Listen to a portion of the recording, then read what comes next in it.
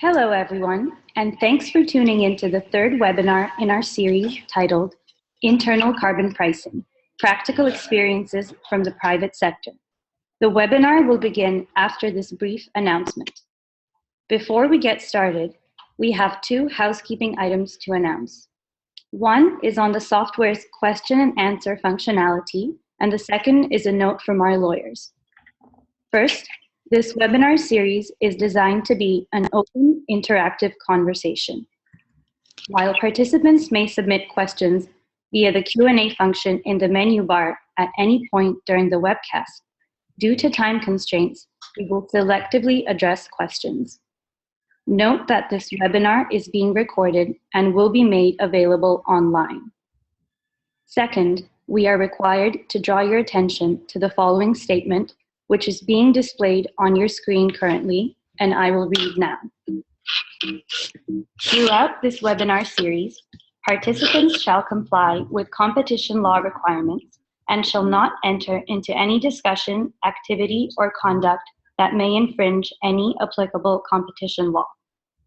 By way of example, participants shall not discuss, communicate, or exchange any commercially sensitive information, including non-public information relating to prices, marketing and advertising strategy, costs and revenues, strategy in relation to decisions on internal project screening values, trading terms and conditions with third parties, including purchasing strategy, terms of supply, trade, or distribution strategy.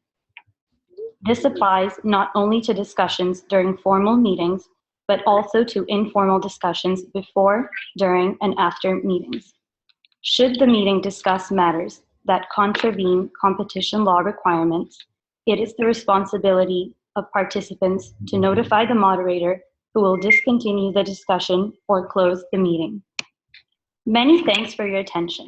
Now we are pleased to welcome and hand it over to Emily Farnworth, Head of Climate Initiatives at the World Economic Forum.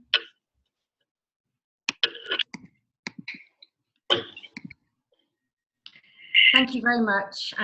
It's a great pleasure to be here to introduce the third series of the webinars in collaboration with Yale University and the Carbon Pricing Leadership Coalition. It's incredible to see that almost 80 companies have now made a public commitment to setting an internal carbon price. And this approach provides a really useful tool for companies to understand the implications of climate regulation in the future and to help take business decisions that enable low carbon growth. So it's great to see Microsoft, members of the World Economic Forum's Alliance of CEO Climate Leaders, who've been really leading the way in this area to speak today. It'll be fantastic to hear more, in particular, about the benefits that they have as a result of their internal carbon price. So I don't want to take up any more time with the introductions, and we'll kick off the conversation. I'd like to introduce Peter Boyd, who's the Executive Fellow at Yale University and former Chief Operating Officer at Carbon War Room, who'll be moderating the session with Microsoft. So Peter, over to you. Great, thank you. Thank you, and welcome to the audience from around the world. I think we've got over 250 viewers over many countries and time zones, so thank you if this is not the right time of day for you normally. Thank you all for joining us for an interactive discussion. It's the third webinar in our series, and we are live from Yale's University campus in New Haven, Connecticut, New York, where I am, and Microsoft headquarters in Washington. I'm Peter Boyd. I'm Executive Fellow at the Yale Center for Business and Environment, and also founder and CEO of the Time for Good group, and I'll be facilitating today's session with Microsoft.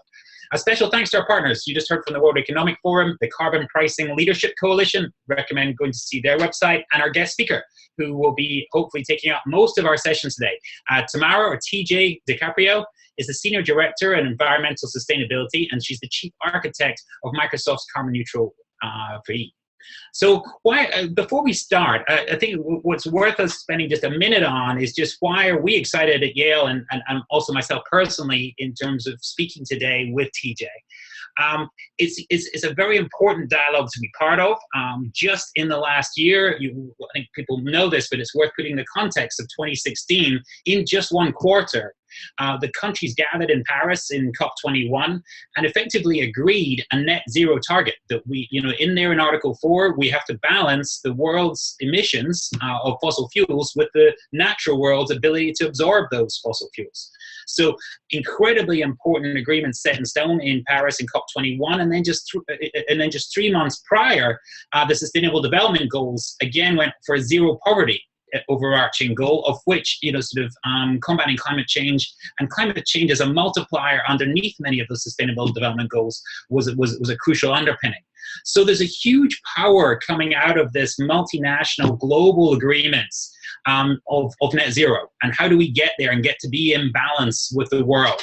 And corporate actors have been recognized since Copenhagen, and potentially before, but certainly since Copenhagen, and really a key part of Paris, the non-state actors, not just the countries in the room, but mayors and municipalities of cities and companies taking steps to take responsibility of how does the world get to net zero. And what better in a corporate setting than actually getting the prices right and getting market mechanisms to solve the allocation of resources in the efficient way that it does in so many other different ways. And hence the power and the excitement, I think, of carbon pricing and what it can do for our economy. So with that, I think we're very excited by our guest, because not only because of her experience, but also what she represents, one of these big companies that can actually potentially go beyond net zero to net positive. And they've even written a paper on this, Beyond Carbon Neutral. And I'm sure TJ is going to touch on that and much, much more. But with that, I think I want to hand over and say, why are we here is hopefully being covered. But now I would love to hear from TJ, her experience, and then I will then attempt to ask some questions that hopefully incorporate some of your notes as they come through on the chat function, which you have hopefully noticed on the bottom of the screen. So with that, TJ, it's over to you, and hi. Okay, Peter. Well, thank you so much, and thanks to Emily and the whole group for having me here today. It's a pleasure to be here and talk about the Microsoft carbon fee model. I think just touching on what you mentioned, why are we here today, talking about the impact, the rate and magnitude of climate change.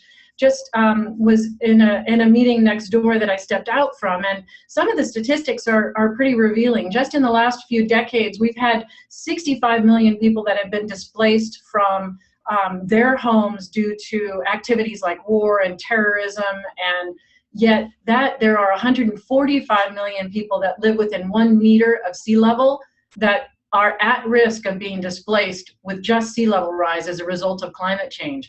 And so when we take a look at the potential impact, of course, the ripple effect from even the magnitude of displaced people as a result of climate change, we really do have a serious problem on our hand. And so the ability here for the private sector to contribute as well as the public sector on a regulatory environment, I think, is critical. And so that's what we'll take a look at today. I'll give you a view into the Microsoft carbon fee model, which is basically our corporate carbon tax, tell you a little bit about why we created this, what are some of the challenges that we have come across, maybe some of the surprises, both the good and the bad from our carbon fee, and then actionable lessons that we've learned, and then some resources for you to take away, because it's going to take all of us together. It's all of us working together. It's the public sector, it's the private sector, for all of us to get to a net zero carbon world where we need to get to for the future. So with that, I do have some slides, just a few, that I'll provide some visuals to help get the message across. So let's see, I'm going to share my screen, and here we have and so as we step through and we take a look at the Microsoft carbon fee, and Peter, I want to do a visual check just briefly. Can you see the screen okay in the slides? Not yet, but I think okay. it might be coming up. Okay, let's see. Let me make sure that I've got you here and I'm sharing my screen, and if not, we can just go along without them. Oh, I see. Okay, here we go. There we go. Yeah, making opportunities visible. Okay, we jumped ahead. What a great slide to start on. I know, it certainly is. And so what I'm going to do is, let's see. Okay. we need to, I'm going to step back a bit. Okay, oh good, hold on, I'm so sorry, you guys. Okay, we're going to get back to the start for us. And that, because that does get to the why. So Peter, when we talk about why for our Microsoft carbon fee, it's, you know, it started with our own operations. And the idea is, how can we take a look at our own house and get our own house in order as we go to build the cloud for global good. As we're building, Microsoft is building data centers all over the world. How is it that we could start with our own operations and start to give the visibility and the education of, as we build data centers and we start to consume more energy, how do we make the impact of that energy consumption visible? How do we say, okay, what is the pollution that's associated with that power and that power consumption? And so in order for us to be able to speak to the business groups and start to educate all of our leadership and the folks in even building the data centers, is what is carbon and what is carbon reduction? And when we focused on the metric of carbon, we really could yell and scream. It was almost like using a different language. You know, if you could say, you know, you go to France, let's say, and continue to speak English, it doesn't matter how loud you speak or how much you wave your hands, you still are speaking a language that a lot of people don't understand. And so by switching to a price on carbon and being able to speak about the impact of our operations in a metric that was understandable within the operations of the business, of the organization, we were all then by that way able to make the opportunities visible. And so that was because we could start to talk about, gosh, not only the impact, but how do we start to charge our business groups, and how do we take those funds and be able to invest those funds to do good with the progress. And so we set out some outcomes for our model. Not only do we want to, from an economic perspective, internalize the external cost of our pollution, but also to educate and drive awareness within the company. And then as a result of that, start to catalyze and accelerate not only climate neutral operations, but then go beyond our operations for local and global good, and being able to drive innovations, not only in energy, but also technology, which is part of our business model. And then the result of that is to drive the support and this transition to a low carbon economy, because that's what all of this ends up happening towards, is reducing climate change, getting to net zero carbon, and accelerating the ability for emerging nations and all of us to be able to operate in a low carbon economy. And so to that end, what we did was initially set an operational corporate carbon policy, which was to operate carbon neutral. And we made that agreement across the company in our operations. And so we operate in over 60 countries, and we decided that for the boundaries of not only our data centers, but also our offices and our software development labs and manufacturing plants and our business air travel, we would operate carbon neutral. And the primary pillars for the operating carbon neutral were, of course, to drive efficiencies, to be lean. How do we reduce our load? How do we travel less? How do we use our collaboration technology like today so that we don't necessarily have to burn fuel to get on airplanes and travel? And then secondly, for the load we can't reduce, how do we go out and make better choices? How do we invest in a portfolio of renewable energy? And then for the travel that we still can't stop, how do we invest in carbon offset projects in order to be able to drive the carbon reduction that we need to for our business? And so from that perspective, what we also realized is the need to be accountable. How do we drive accountability within our business groups, help them understand, get educated and aware of the work that we're doing to drive this reduction in our carbon, the impact of our operations, and be transparent with our activities as we move along? How can we invest the funds then that we collect in order to help ensure that we can operate resiliently in the face of the potential impact from climate change? How can we expand beyond our own operations and start to engage our suppliers and help them understand the impact of their operations and reduce their carbon? How can we quantify the carbon that's associated with our customers' use of our products and services and be able to help them reduce that? And so it's been able to expand this accountability that we've needed to go beyond our own carbon neutral operations.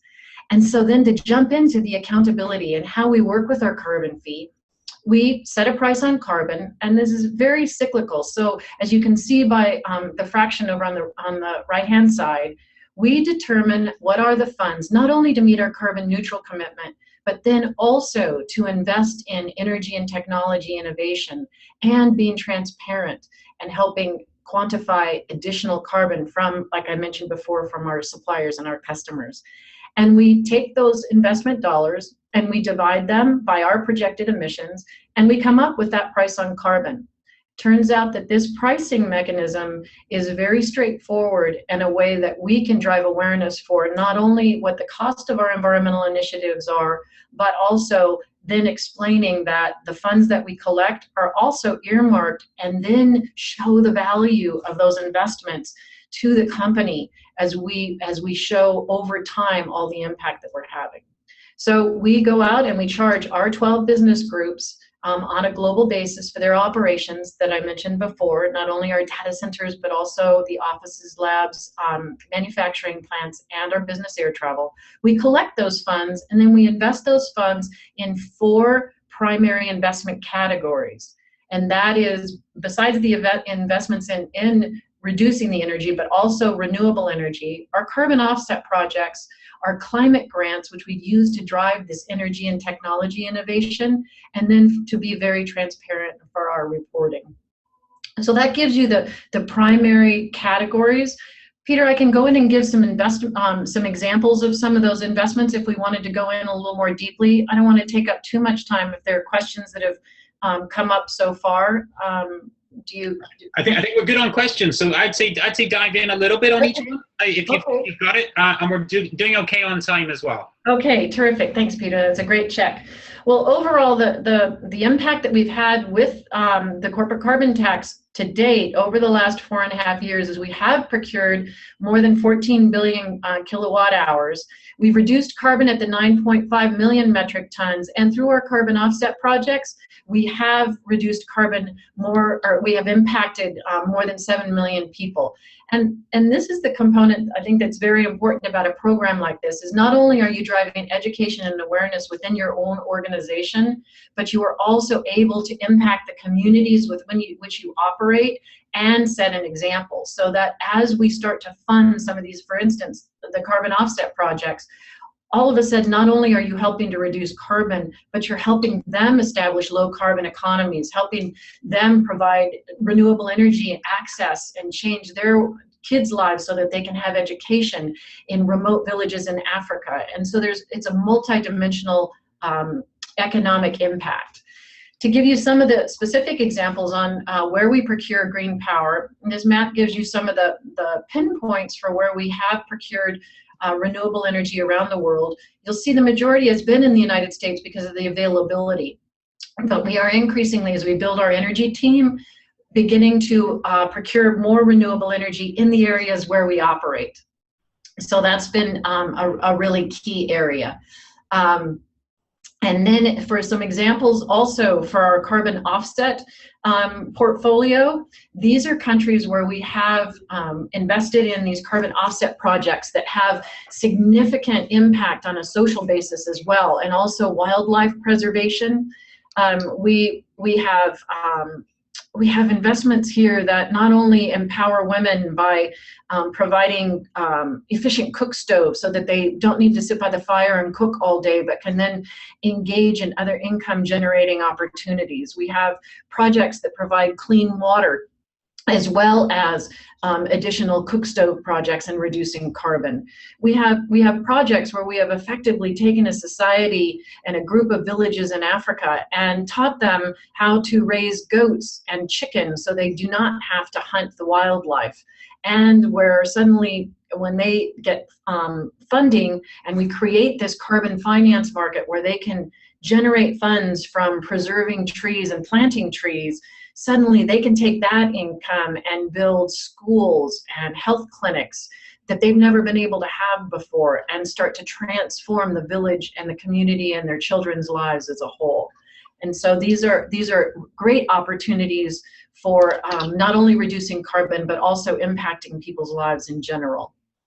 And then we have the third investment category, which are climate grants, is we've invested in not only efficiency, but also the energy and technology innovation that can help us not only operate resilient to climate change, but also help communities locally and globally do the same. And some of the particular examples are, and for our own business model, was using technology to start to be able to understand our own energy consumption. And so we had a test pilot for our own campus where we had significant amounts of real estate that we started to moderate our energy consumption, and collecting 500 million data points per day in order to be able to drive and be able to better understand where we could accelerate improvements in our energy consumption and have led to 10 to 15% reduction in energy costs on an annual basis.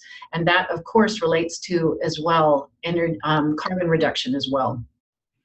Another example here, when we talk about some of the innovation, is investing in new renewable energy sources and underwater data centers, where we can have a data center that is cooled by the ocean water and also powered by ocean currents and tidal currents. And this has been a pilot that we started about 1.5 years ago and have been making significant progress. And so it's a matter of not only how we generate renewable energy, but also how we consume that energy, and then how we work with partners in order to be able to accelerate the understanding of energy consumption and potential impacts of climate change as we gather data, surface data that you can then use to better understand climate, ocean temperatures, impact on oceans, and make better decisions based on that data. In our track and report, in our last category for the investments from this carbon fee fund, as I mentioned before, we're expanding beyond our own operations in order to engage our suppliers to better understand the impact of their operations, and as well quantifying the impact from our customers, the use of our products and services in order to help them understand not only the impact of their operations, but also understanding better ways and even establishing marketplaces that are available for more renewable energy consumption and the amount of renewable energy that we procure on our customers' behalf. And so once again, what the focus is here, Peter, is it's two-sided.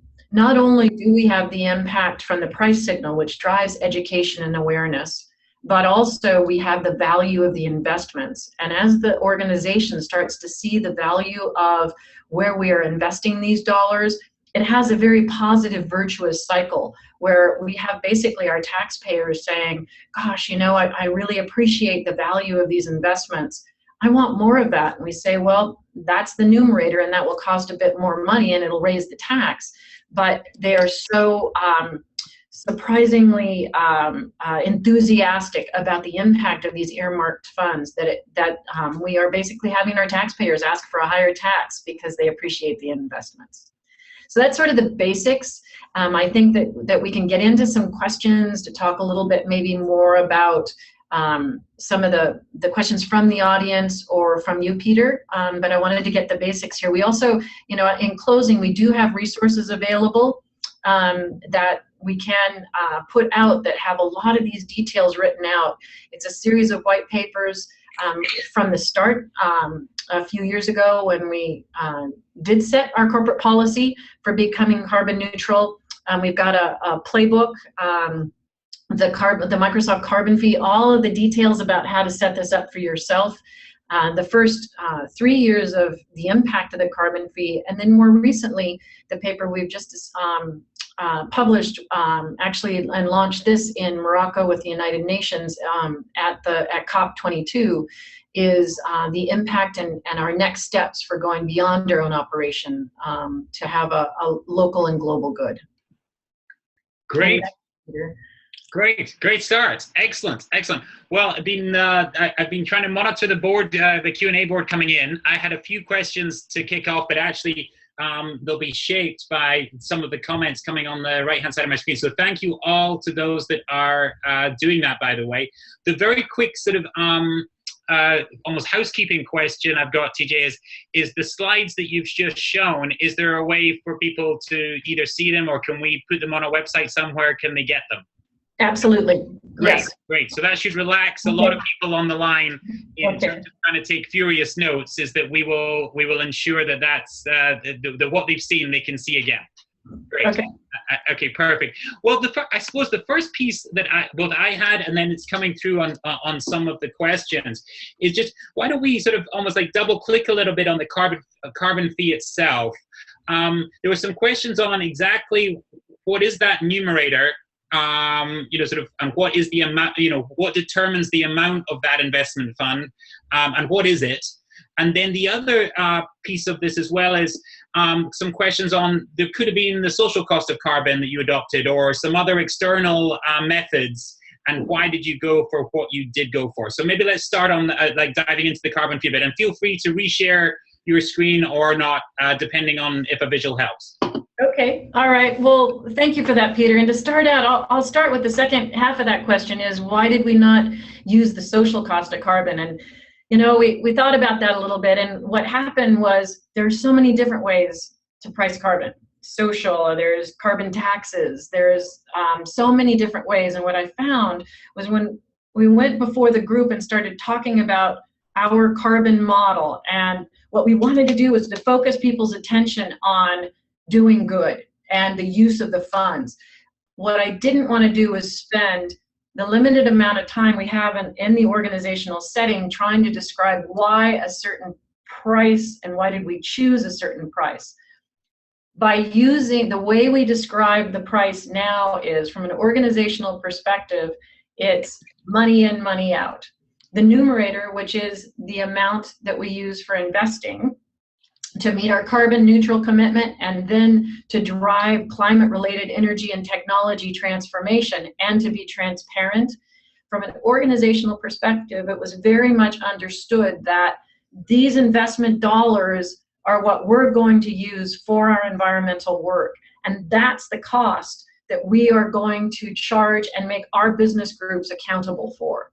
And so by driving accountability for our own operations and the cost to basically mitigate the pollution that was associated with our own operations was a framework that our business groups could understand and to relate to. And it was basically unarguable. That's the reason we ended up going with that pricing structure, because we didn't want to start to debate whether is it social or this carbon model or that carbon model. And so that was the price. It's also allows for the flexibility. You basically, the way it's set up, because simplicity is a key element to this model, that you can put your complexity all in your spend in that numerator. You can decide what is it that you want. And to your first part of your question, Peter, you can decide what is it that you are going to spend your investments in, whether it is efficiency, renewable energy, carbon offset projects, innovation projects. And so you have the ability to be incredibly creative with that, what makes up that numerator. And then what you have is, as the denominator, as your carbon emissions, that's the factor that when you divide that gets you your price on carbon. To give you an idea, and as in a solid example, is we started at the very beginning with a very small price on carbon, meaning that numerator was fairly small. And we did that because we didn't want to shock the system. We were driving education and awareness. And one of the challenges that I realized was that I think that I set expectations right up that there was going to be solid impact within the first year. And what I'd recommend as a lesson learned is that it takes a year to 2 years to maybe even 3 years to get that education and awareness and be able to have that impact, which is what we found in year 3. Now we started back in 2012, so it was a while ago. But the importance in your pricing structure is to keep the model as simple as possible, have it be very concrete for your organizational users, and to have the flexibility and the agility to define what you want to do with the funds and the investment to have the maximum amount of impact for your organizational goals, so that you can align with your own organizational mission and values.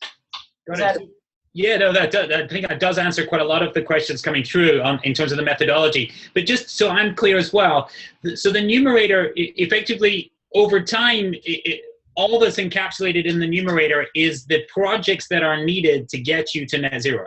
Is that right? Is it like the suite of, and you could double click on it and go, here's our efficiency piece, here's our renewable energy piece, here's our reporting. Yes, it started that way, Peter. Then we started increasing the numerator to do more, to go beyond our own operations, to drive innovation, and to start to quantify emissions from our customers' use of our products and services. We added on funds to be able to engage our suppliers. And so we started with the basics, with a smaller numerator. Yep. And once we got the education and awareness and the excitement and the enthusiasm from people within the business, then we were able to increase the numerator and do more because we had higher investments. And of course, being the numerator, it increased their tax, but they were very willing to pay for it because they see the positive value. And so the ambition encapsulated by the numerator is scope 1, 2, and 3. Is that right? Within it, or yes, it is parts of 3. So it's definitely scope 1 and scope 2, and then for scope 3, initially business air travel, which was part of our carbon neutral commitment from the very start. And now, as we're broadening into customers and suppliers, we're expanding into scope 3 in a broader way. Got it. And then so two questions then that follow, I suppose, on the denominator is, as that reduces, that increases the carbon charge, imagine. So as you get closer to zero, the charge gets higher because the denominator is falling. But then there's a flip side, if we can understand you correctly, that as you increase the ambition on the numerator side and put some scope 3 ambition in there, do you put some scope 2 and scope 3 emissions into the denominator? The denominator, that's a fabulous idea. What we've found is that because we are growing data centers in different parts of the world, our denominator, the emissions, is still continuing to grow because of the growth of our company.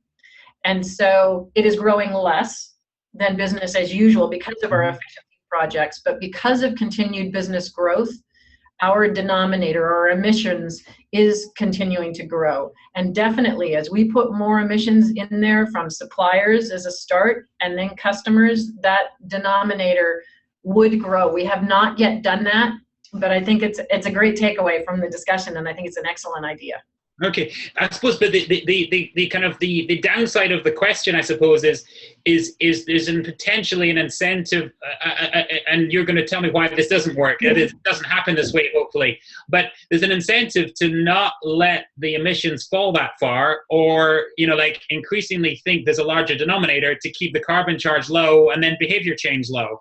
How do you create, and I think the CPLC have the definition of sort of transformative. How do you take the level of carbon charge into transformation, and so it is actually working? My gosh. Okay, so first, the education and the awareness has driven a culture change that's been amazing within the experience of our own organization. And I think that's been one of the surprising changes, is that people understand, the pollution associated with our operations, that as we internalize that cost, more and more people are saying, let's figure out ways to reduce our load. Let's figure out incredible new ways and innovative ways to develop renewable energy. So there is a momentum and a wave of employee engagement that has come together in order to not only reduce the load of the facilities that we have and that we are building, but also to power those facilities with renewable energy that is being delivered in an innovative way. And what you find is, as people are educated on this topic, they want to be part of the solution. Mm-hmm. There is not in the slightest degree of, let's just continue polluting. No. By driving this education and awareness and having the funds available for the employees to be able to run their pilot programs and to fulfill their ideas, what you find is it's a group of people that are so excited about making a difference, being part of the solution, that the ideas are, it's an honor to be able to fund these ideas with this carbon fee investments. Right. So I suppose the key piece on all this is this turning the corner? I suppose how your numbers of reduction are very impressive, and then people reached. But then you also said the emissions are actually increasing because business is increasing. How would you see a sort of a net zero future where, eventually that number gets to zero, like the emissions, sort of get to zero? And so, how do you basically bend the curve so that you actually get there on emissions? And how, as a percentage, do those numbers compare, like your kilowatt hours compared to your total energy use and your reduction compared to what you started with? Right. Okay, so that's perfect. And thank you for asking that question, because when we continue with our denominator and those emissions, when I say those emissions reductions are increasing, we use the greenhouse gas accounting protocol. And so we're actually reducing emissions by our procurement and consumption of renewable energy. And so by procuring renewable energy, we are able to reduce our emissions, but we still charge our business groups based on the emissions, the gross emissions that are associated on an accounting perspective for our business. And so I think that as the key differentiator for the emissions that are reducing is renewable energy for our business, because the business model is structured on energy consumption for data centers and our cloud services. So the emissions reduction is all based on the amount of consumption and generation of renewable energy, and that's how we're getting there. Right. So when do you think do you have a year where you think we're going to be all renewable, or we're going to cause more renewable energy to be produced? Yeah. Consumed? And that's really the next step, because right now we are part of RE100, so we are at 100% renewable energy. And so when you look at when you subtract the renewable energy from our emissions, we have very few emissions. And so what we've done there is we do operate 100% renewable energy according to the accounting standards for RE100 to be part of that initiative. What we are focused on now is doing more, and that is how can we go ahead and put more renewable energy generation? How can we support more wind farms? How can we support more methane plant? How can we support more solar farms in order to bring more renewable energy to the grid for our customers and for the planet? So we're not stopping with our own operations. We're going to the grid and greening the grid beyond our own operations for what we've procured for RE100. Got it. And RE100, if I'm right, it's more the aspiration of the end goal. Not everyone has the same date. Is that right? That is correct. And Microsoft operates at 100% today. So that's part of our approach. So 100%, so 100% renewable today? Yes. Right. And I think that answers potentially a couple of the questions coming through on the side here. In terms of your use of funds, how transparent both internally and externally do you be in terms of the, sort of, it's this much for efficiency, it's this much for renewable, and how do you ensure that the impact is greatest? Because I had one question, for instance, saying, you are a high-tech company based in Seattle. Obviously, your products are sold around the world, but why renewables in Africa, for instance? So could you maybe talk on the use of funds side? How do you allocate? Yes, absolutely. And that the use of funds and the percentage of the different investment categories varies year over year. At the beginning, we invested quite a bit in the efficiency projects, also e-waste recycling projects, with the intention of creating awareness for the business groups, meaning we will support some pilot projects, new ideas, then generate those from around the world on how to drive efficiencies or how to kickstart an e-waste recycling program. Once those programs become mature and successful, we migrate those back to the business groups. Because the point is, this carbon fee fund is not meant to hold the entire cost of all of our environmental initiatives. Really, the point of this is to educate and make aware to the organization what they're doing, and then integrate it back into the financial structure of the company. So we want more and more. Once the e-waste, as an example, the e-waste recycling project, once it was mature and successful, back into the business group, and they absorbed all of the costs for that. Same thing for the efficiency projects like on our main campus here. Once that becomes successful and they understand what are the opportunities, back into the financial structure of the real estate and facilities group. And so it's a matter of servicing and driving new ideas. In answer to your question about projects in Africa, there is a blend. So there's not only, we do invest in our areas of operation where we have, for instance, our data centers and our offices, which are around the world. We also want to make a difference in emerging nations. I mean, it's the idea behind the Kyoto Protocol, but how can we invest in areas so that they can develop a low carbon economy? And so investing in places to bring energy access to areas, let's say in remote villages of Africa, it's a balance. It's not only our operations, but then that's part of moving beyond our operations and moving into local and global good in countries around the world. Okay, great. And in terms of, we've talked a bit about sort of the idea of like overall, this is a path to net zero. Do you have a date in mind where you just think Microsoft will be net zero? Sort of Microsoft will be at balance with the planet.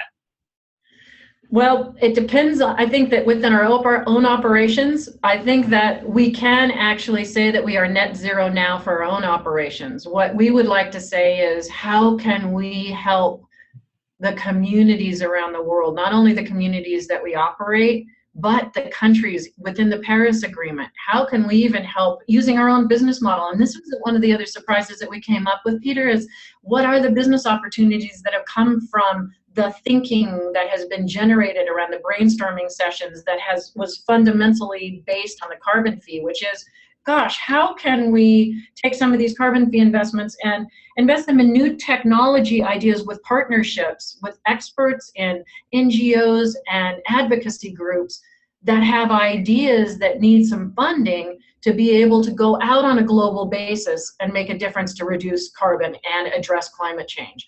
And so it's the idea of, okay, with our own operations, we are climate neutral. We do operate net carbon zero. Yeah. And now it's how can we work with our partnerships to be able to address climate change, to help reduce it, and then to help be able to operate resiliently in the face of it. And so it's going beyond our operations to the cities and states and nations and countries around the world. Yeah. So let's, there's a few questions coming in on that, which would be great, which is, I think lots of people sort of both excited to hear what you're doing, but lamenting quite obviously that you're sort of quite a lone sort of buffalo out there in the front of the herd. And there's not very many of you sort of taking a lead like this. What steps have both you taken already and are you hoping to do in things like the government policy arena and the advocacy arena? And so that's sort of one piece in terms of explicit lobbying / we need this policy in place to be able to do X and others like us to follow. And then the softer side of, sort of roundtables and getting other companies along with you. Obviously this webinar is one of those examples, but so the harder sort of lobbying sides, if you could speak to that in terms of what arenas do you want to operate in or have you done so already? And then the softer side in terms of getting everyone along. Right. So the areas that we've focused on policy and public policy have been areas specifically around renewable energy. So how can we ensure, even from a business perspective, that there are policies in place that support the expansion of renewable energy, not only for our own operations, but also for the customers and communities.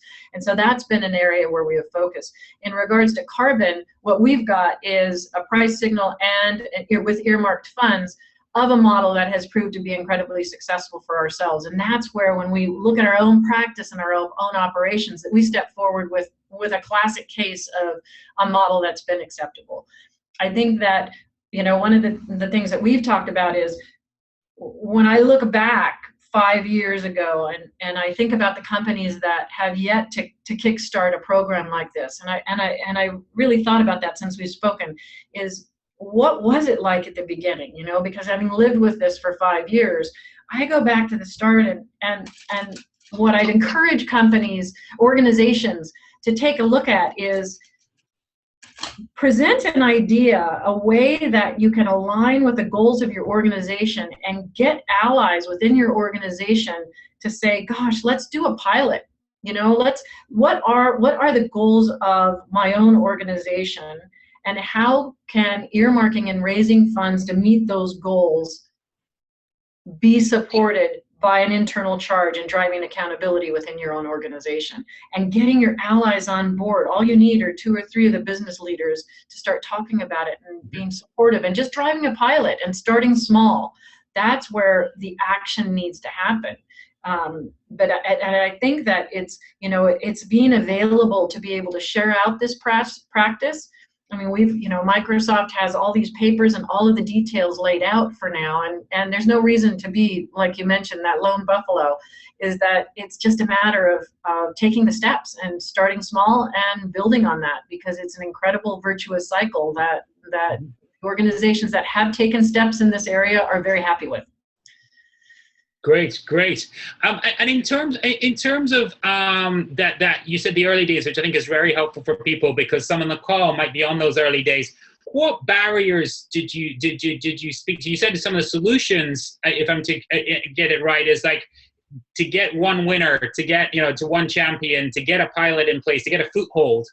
What were some of the barriers that you got such that those were the solutions? Right. So the barriers were, what about the increased cost in my P&L? And so initially what you need to start with is, what are the benefits to the investments? Because you've got the price signal and the cost for the internal lines of business or the organization. But what the focus is if you have to pay a certain price, this is the value we're going to deliver. And this is the value aligned with the organizational goals.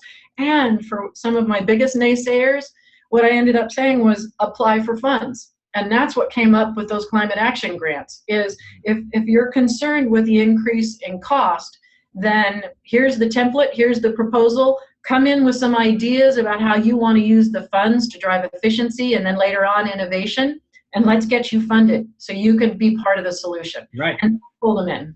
And did you get some? Did you get some of the highest energy users then sort of switching sides, so to speak, because of that? They saw themselves as beneficiaries as well as taxpayers? Absolutely, and beneficiaries, and also not only being able to use the funds to be able to start new ways of behavior, like funding our first power purchase agreements, because those are long-term commitments to wind farms. So the idea was to start new activity. And when you've got a fund, when you've got these funds that are able to assume a risk for a pilot program that maybe traditional organizations don't want to necessarily assume a risk for a project like an underwater data center or signing a long-term agreement to an energy. I mean, now it seems more like commonplace, but at the time when these are new ideas, the benefits of having these types of funds available, like climate grants, is you can go ahead and assume that risk.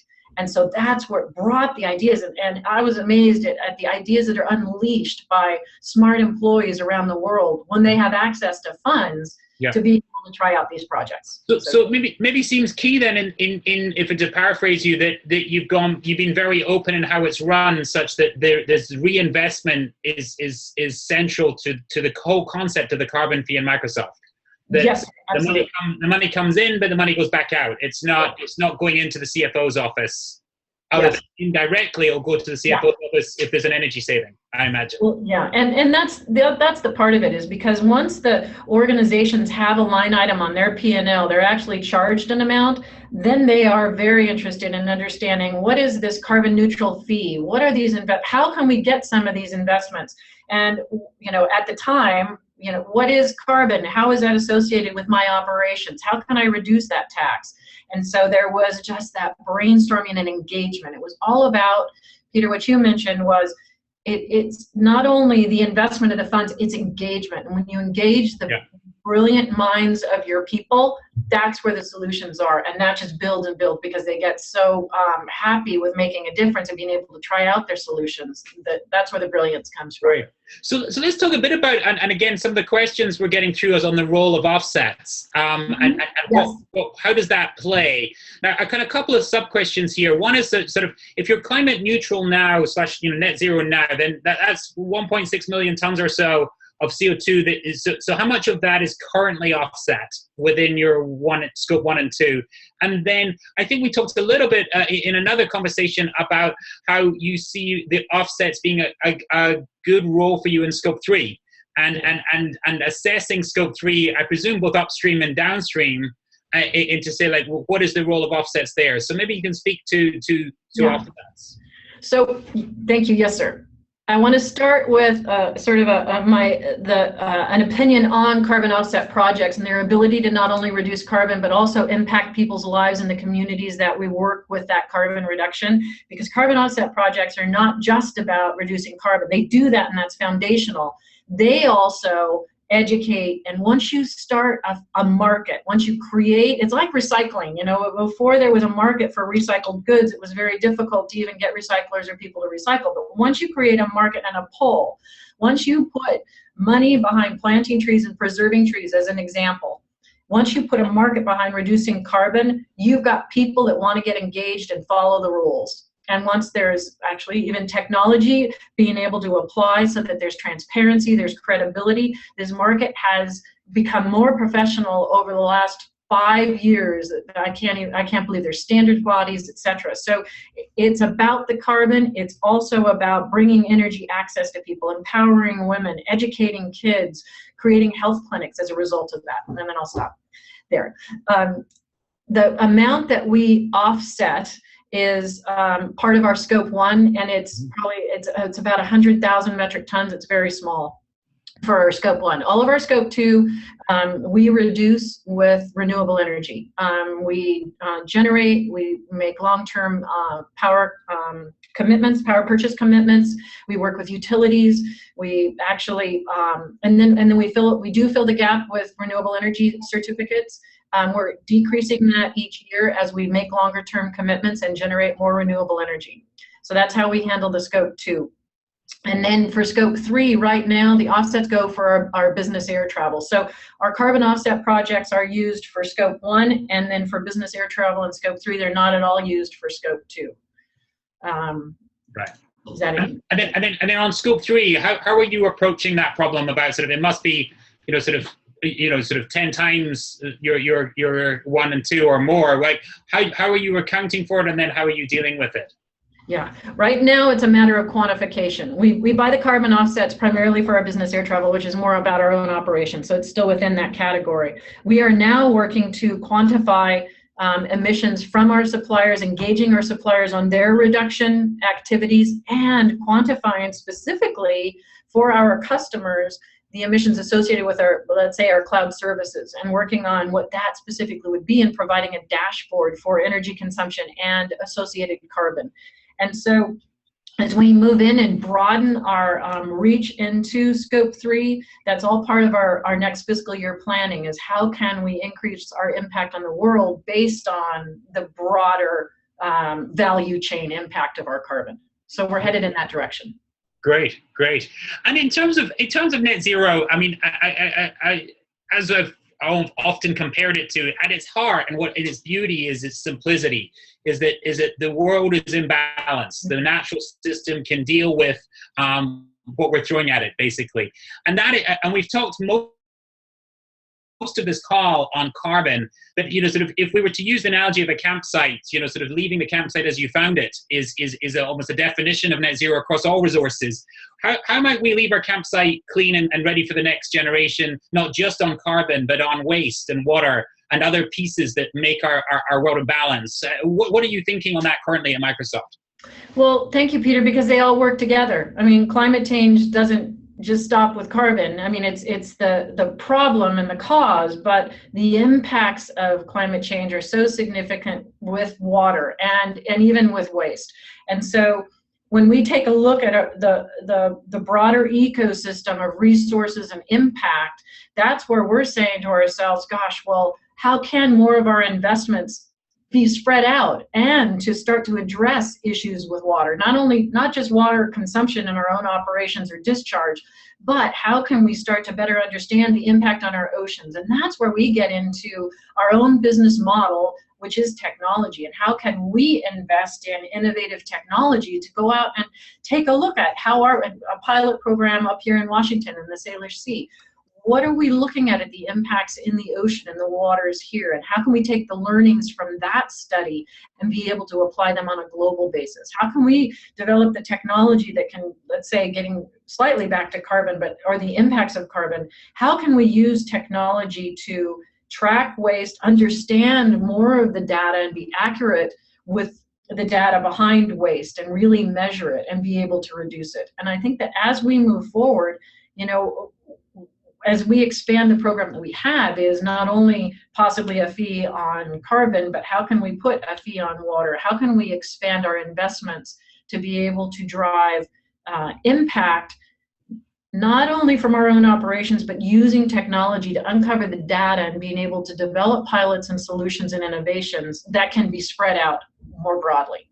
Yeah. So that's our hope, is because it's our business model on technology, is how can we use that technology that we spend our lives thinking about in order for the broader good to go beyond carbon into other topics like water and waste. Does that answer the question? Yeah, no, that makes sense. And it's great to hear that the ambition is there as well as the current action.